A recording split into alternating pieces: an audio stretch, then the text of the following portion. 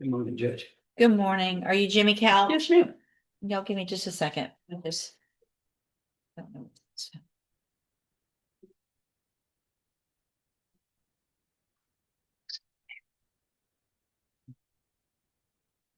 We're gonna wait and stop. I'm thinking now that it's the attempt. Yes, well. It's coming. Mr. Couch, Yes, ma'am. pay attention this way.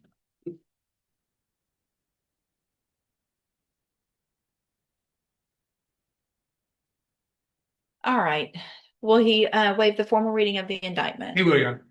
Mr. Couch, in clause number 26, DCCR 0328, the state has elected to proceed on the lesser included offense of a third-degree felony, attempted burglary of a habitation. And that's from January 29th of 2026. And how do you plead to that charge? Guilty. Are you pleading guilty freely and voluntarily? Yes, ma'am. And are you pleading guilty because you did what they've charged you with? Yes, ma'am. I have here on the tablet some documents that have your signature on them that the state's marked as exhibit number 1. Before you signed these, did you go over them with Mr. Rojas? Yes, ma'am. Do you fully understand them? Yes, ma'am. And do you understand if I follow the agreement that you've made with the district attorney that you'll be waiving or giving up any right to appeal? Yes, ma'am. Now, it looks like the agreement that you've reached is for a 3-year deferred probation. There will be a $500 fine. You'll be required to follow all of the rules and conditions of probation. Is that your understanding? Yes, ma'am. Do you also understand, if you're not a U.S. citizen, that a plea of guilty or no contest may result in your deportation, exclusion from admission to the country, or denial of naturalization under federal law? Oh, yes, ma'am. State tenders number 1. No objection. It's admitted. Is there any evidence that Mr. Couch is not competent? No, Your Honor. All right, sir, I'm going to find that you entered your plea of guilty freely and voluntarily, find that you're mentally competent and you understand the nature and the consequences of your plea, find sufficient evidence to find you guilty, but I'm going to reset your case for sentencing so that the probation department can do a pre-sentence report.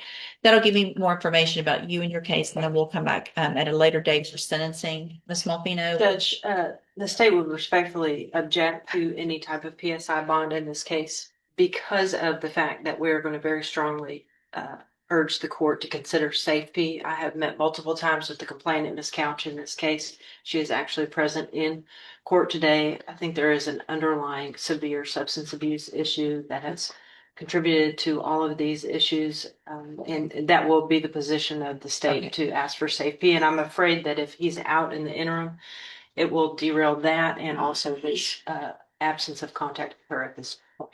So, I understand that state's position. Sure. Mr. Couch is requesting that you do consider allowing him to be released. He's been in jail now for 4 months. 4 months. He's getting some taking AA classes in jail. From Rocco. He's got some health issues that he desperately wants to get on the outside and Yes, ma'am. get addressed. I have a spot on my lung. I was supposed to be in Baptist Hospital for another CAT scan and another biopsy. And it's just getting worse by the day. well, here's, if Mr. Rojas, if you want to get some information to the court between now and sentencing, I can bump something up with regard to a bond hearing. But today, based on the allegations and the concern, what I'm going to do is not change the bond. I am going to ask probation to do a go ahead and get a substance abuse done assessment during that, so that we have everything in place when we come back for sentencing. All right, Thank you can go back with the bailiff. Okay. Thank you. So on Bragan Hulsman, that's the one you talked to me about, right? Yes. Mr. Did y'all? We did. Oh, okay, sorry. Actually, going to be a misdemeanor since he can do it. And will your client waive the formal reading of the indictment? She will, Your Honor.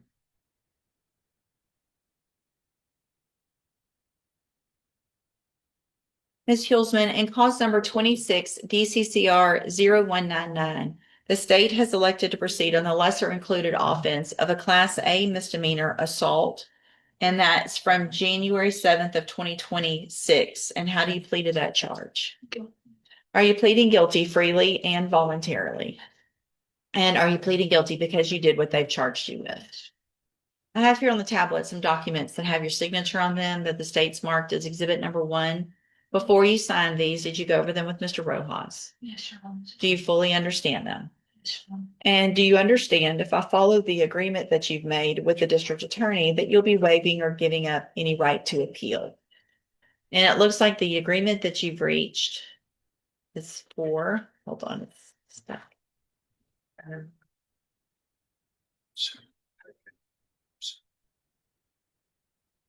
A 2-year deferred probation. There would be a $250 fine, and you would be required to follow all of the rules and conditions of probation. Part of that would be that you would follow any recommendations with regard to any mental health care issues. Do you understand? State tenders number 1. No objection. It's admitted. And are you a U.S. citizen? All right. Is there any evidence that Ms. Hulsman is not competent? None that has not already been addressed, Judge. Okay. All right, then, Ms. Hulsman, I'm going to find that you entered your plea of guilty freely and voluntarily. Find that you're mentally competent and you understand the nature and the consequences of the plea. Find sufficient evidence to find you guilty. However, I'm going to follow the agreement that you made with the district attorney and defer all proceedings and place you on probation for 2 years. You're ordered to pay the $250 fine, and you're ordered to follow all of the rules and conditions of probation, including any mental health care. If you do all of that, this is a great opportunity because you won't have a conviction on your record. And at the end of the probation period, if you successfully complete it, the case is dismissed. The other side of that is if you violate any condition of probation, you can be brought back in the court and you could be convicted and sent to our Jefferson County Jail for up to 1 year. Do you understand? I'm handing you the trial court certification that shows this was an agreement that I followed. And so you've waived your right to appeal. You'll get some instructions from probation today so that you'll know exactly what to do when you're released from jail. Make sure you do all that, okay? All right, you can go back. Good morning, sir. You're Brandon Lewing, Yes, ma'am. and Mr. Lewing is charged in cause number 25 DCCR 1402 with the state jail felony offense of unauthorized use of a vehicle. Ms. Shipley's here for Mr. Smith, and is there an announcement? Judge, yes, Your Honor. Mr. Smith had to be in another court, and so Mr. Lewing and Mr. Smith have been working on some things, and they were able to provide Ms. Malvino with some additional information, and we're asking for a little bit of time. In this courtroom moment, a guilty plea didn't guarantee immediate relief. The defendant accepted responsibility for attempted burglary and entered into a probation agreement, but the focus quickly shifted to safety concerns. The prosecution raised serious issues about substance abuse and the potential risk to others if he were released before sentencing. Even after the defendant shared his medical condition, the judge chose not to modify the bond. Instead, the court ordered further evaluation to better understand his background before making a final sentencing decision. This case highlights a critical reality. Plea deals may resolve charges, but they don't always determine immediate freedom. Judges must weigh rehabilitation against public safety, and in this situation, caution clearly took priority.